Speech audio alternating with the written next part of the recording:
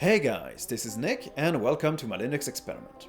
With CentOS moving to some kind of rolling release based model, there's been a gap left to fill for the community for their server projects, and the folks at CloudLinux have created something called Alma Linux, which is a one-to-one fork of Red Hat Enterprise Linux. They've just released it a week ago, and I had the chance to interview their community manager called Jack Aboutboul, so we're gonna have a nice interview with him, and we're gonna talk about what is Alma Linux, how it can solve the gap left by CentOS, and why exactly would you want to use that project instead of others that have already cropped up. Full disclosure here, Alma Linux is made by CloudLinux, which is also the sponsor of this video, but all the questions are mine and haven't been influenced by that in the slightest. So let's begin, but after this. This video is sponsored by Kernel Care Plus. Linux servers mostly depend on OpenSSL for their security, and this makes it a choice target for hackers. Attacks on OpenSSL represent 19% of all hostile activity globally.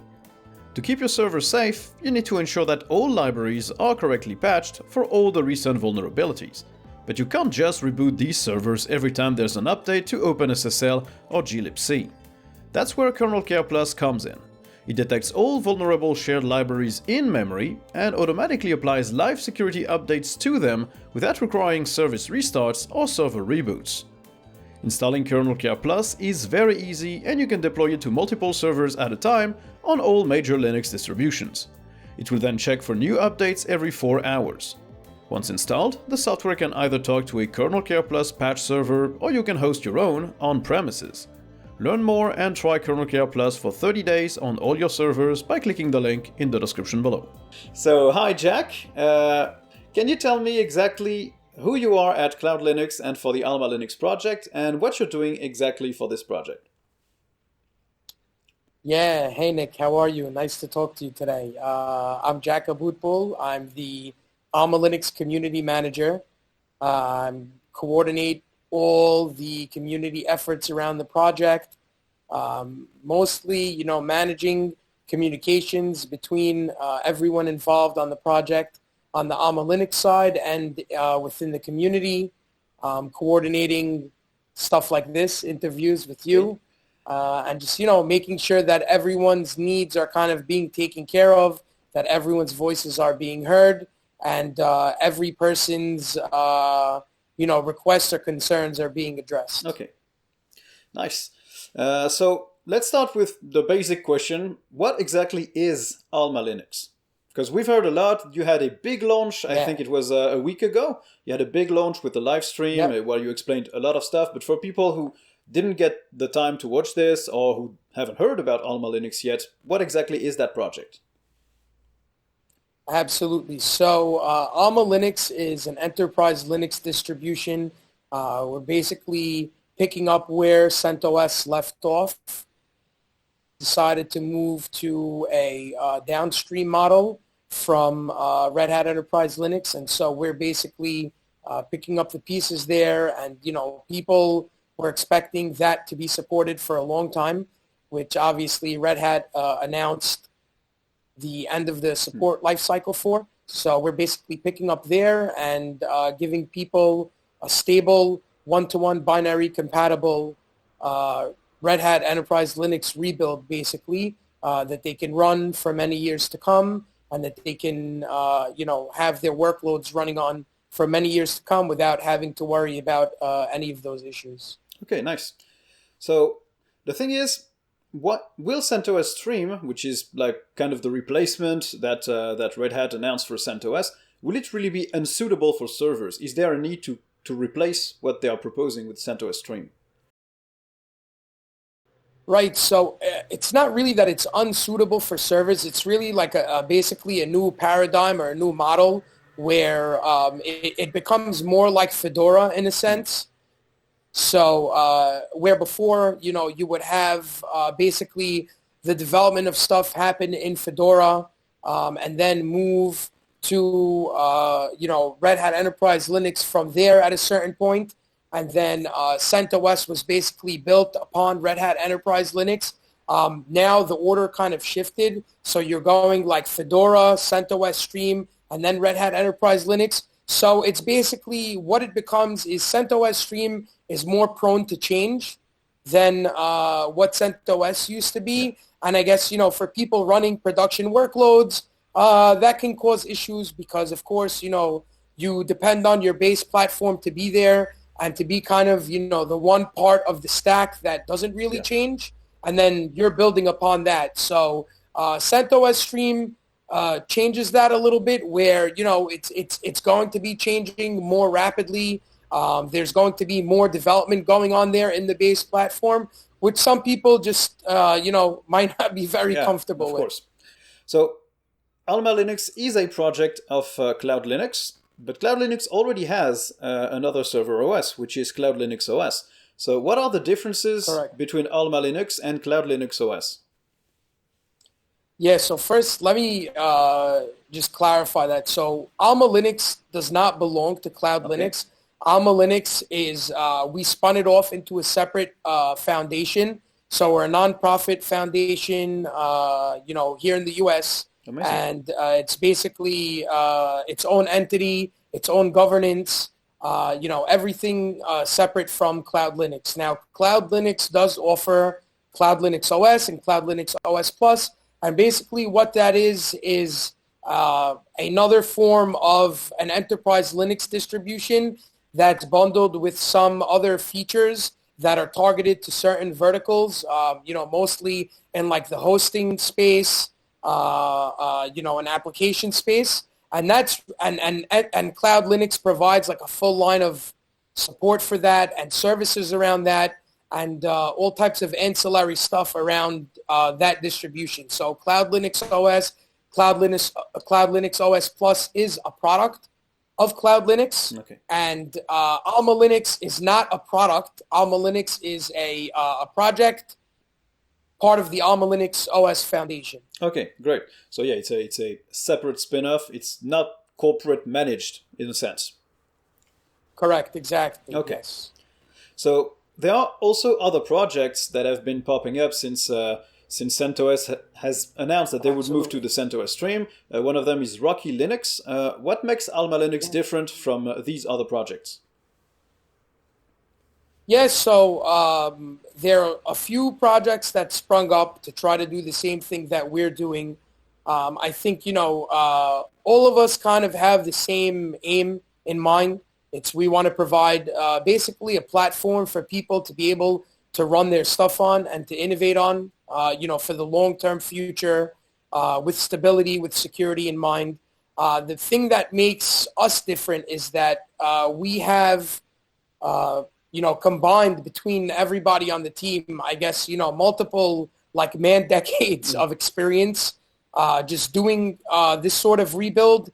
It's really not easy. We spoke in the live stream that we have there are over 7,000 packages. There's lots of debranding that needs to be done. It's just we have experience doing that, and we've been doing that. Cloud Linux has been doing that, for over a decade already. So that combined with, all the individual members' kind of skills is really a big differentiator for us. I mean, we've kind of been there, done that. We're able to do it, and we're glad to do it for the community. We think it's something that's needed, and that's why we kind of stepped up and decided to do it. Okay, nice. So apart from that, there are probably some people that are concerned that, an OS that they used, which had become corporate-backed, which is CentOS, which was independent and then was bought by Red Hat, it's now been kind of terminated. So there's got to be some concerns among people that Alma Linux, which has backing from Cloud Linux, might end up in the same way. So you've explained that it's not managed directly by Cloud Linux. It's a separate foundation. Right. Are there other insurances that Alma Linux will keep being supported and will be kept as a stable release model as it's being introduced right now?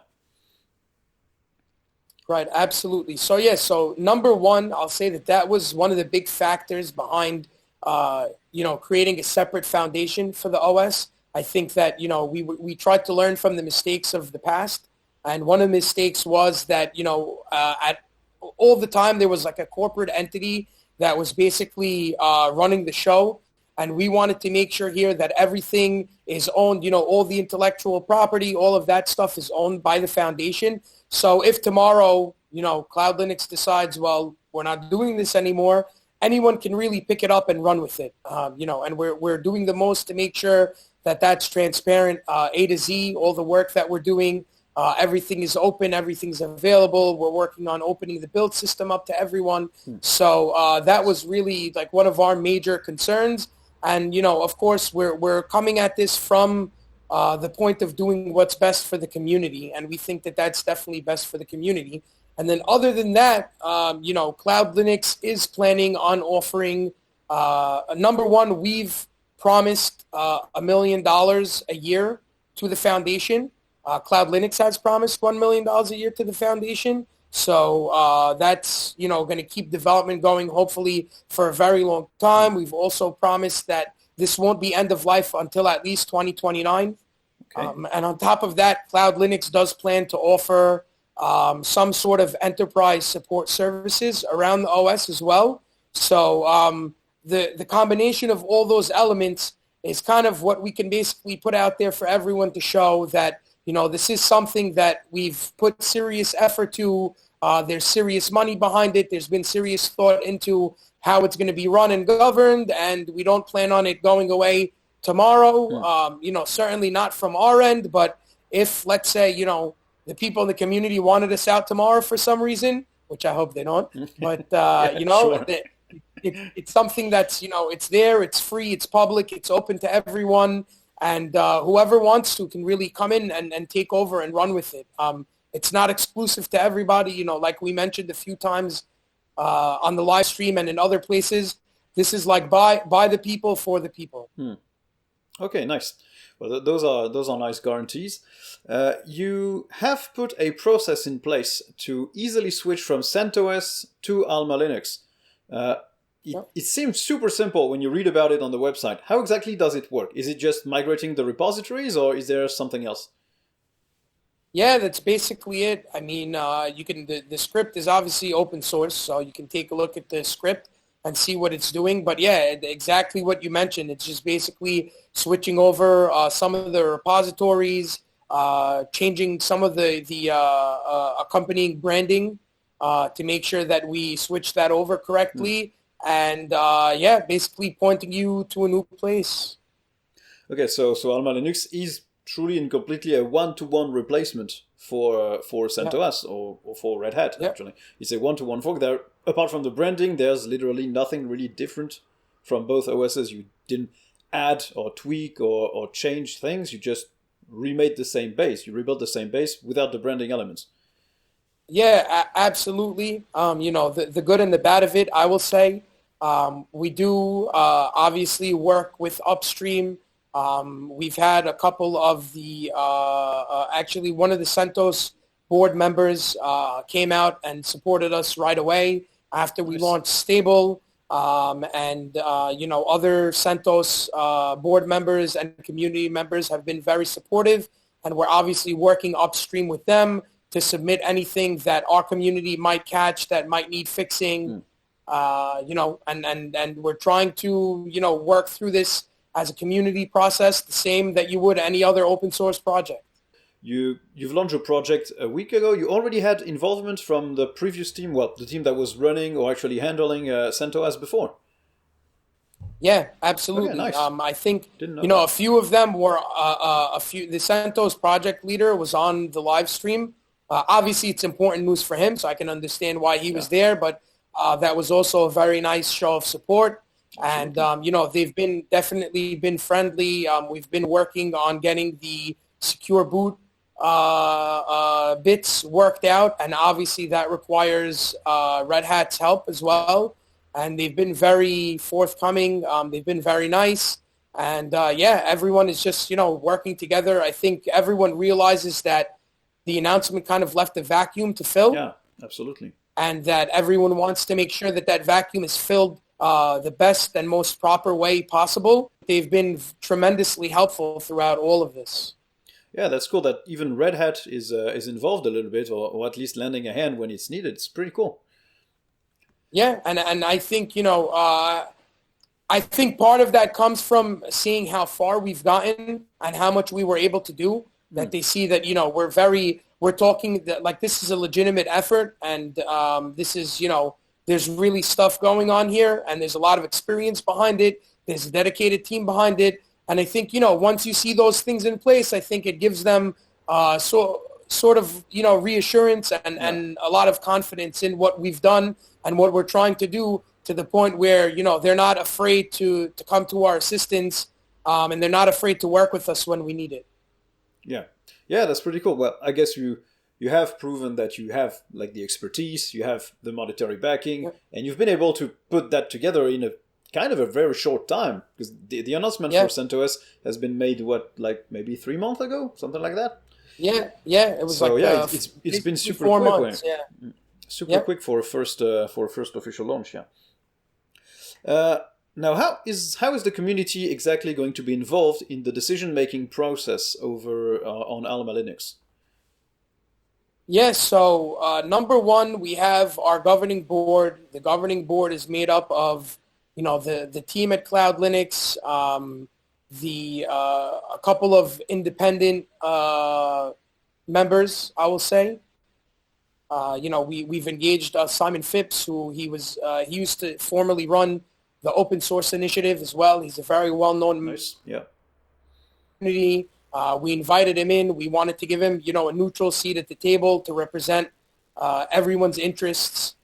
We've had, engagement from other vendors that are going to be joining the board as well, as we announced. We know that, a very large majority of the people that were depending on CentOS and CloudLinux OS Plus were in the hosting space and were running things like cPanel. So we have a member of cPanel's, basically one of cPanel's employees is on the board as well, Jesse.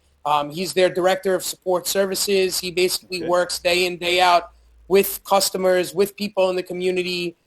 He knows their issues. He knows what needs to get done. So we brought him on. And then obviously, we're planning on nominating people from within the community as well to sit on the board so that they can help make decisions as well. And really, any time we come up with anything that we feel like the community needs to have a say in, we've basically been, posting it up somewhere, usually on the Reddit forum, and then asking for people's feedback and asking what their opinions are, so that we make sure that we're taking that into account as well. So, I mean, people in the community are involved through every day. That's what I'm doing, talking with them, listening to their feedback, taking it back to the developers, trying to incorporate everything in the best way possible, and making sure that everyone's being heard really throughout the process. So CloudLinux has a large monetary involvement into Alma Linux, as you mentioned. There's a $1 million per year involvement in terms of financial backing. What's the goal for CloudLinux into financing this OS? Why do they invest so much money into Alma Linux? Really, it's from talking to Igor, who's CloudLinux's CEO. It's really basically because CloudLinux felt that this is something that the community needs. Every project needs backing to get going, to keep going. It's obviously something that will benefit CloudLinux, the company, in the long term, as being sponsors, of Alma Linux, that being, obviously number one in the commercial support that will eventually be offered, but also in trying to really engage the best talent in the community, let's say, and have them work together with us, whether that's, as employees or just as external members of the community. And really, it's just really a benefit to the whole ecosystem and to the project. I think, it's really, the majority of it is really altruistic, and we just want to see this happen. And we know that without some commercial viability, without money coming from somewhere, it just won't.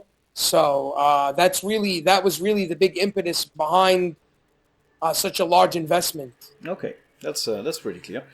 And now you have released Alma Linux, like the stable version at least, for 7 days, exactly 7 days, I think.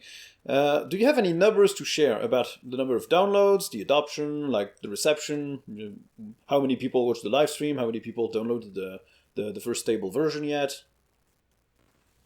Yeah, so I don't have the dashboard here in front of me to give you the exact numbers. I can follow up with you once we're Yeah, done absolutely. on just what the numbers look like from our end and on the torrent end. As far as the mirrors, we would have to go out and ask them. But we had upwards of 300 people, I think, on the live stream. Nice. There was a lot of chatter, a lot of people asking questions. I think as of this morning, it was close to over 2,500 people that have watched the stream overall, either live or pre-recorded. So that's great. And really involvement has been wonderful. We actually posted up, people sent in a bunch of questions during the live stream. Some of them we were able to answer, some of them we didn't get to. So we posted up the answers to all those questions on the Reddit forum, and we're going to be emailing those out to everyone as well. So I think that covers it for the questions that I had. Do you have anything that you might want to add on Alma Linux, the project, its conception, or the role you fill in with it? Is there anything that you would like to tell people about it? Yeah, I just basically want to tell people, we're here, we're open. So far, the adoption and the feedback has been great. Keep it coming. There are multiple ways for people to get involved. There are multiple things for people to help with. Please, whoever's out there and whoever wants to get involved, we're definitely open to it. This is a community effort. Like we saw on the live stream, the involvement has been, global, really, from everywhere. And if anyone is looking for ways to get involved, you can reach out to me. It's Jack at almalinux.org. You can reach out to hello at almalinux.org. Just come on in. We're here. This is really a movement by the community. Well, thank you, Jack, for being here with me, for answering my questions. Absolutely. And I guess if people have other questions, they'll contact you directly through the email channels that you just mentioned. And to all the viewers and everybody who watched the video, thank you guys for watching. And I guess I'll see you. Thank you, everyone. Bye.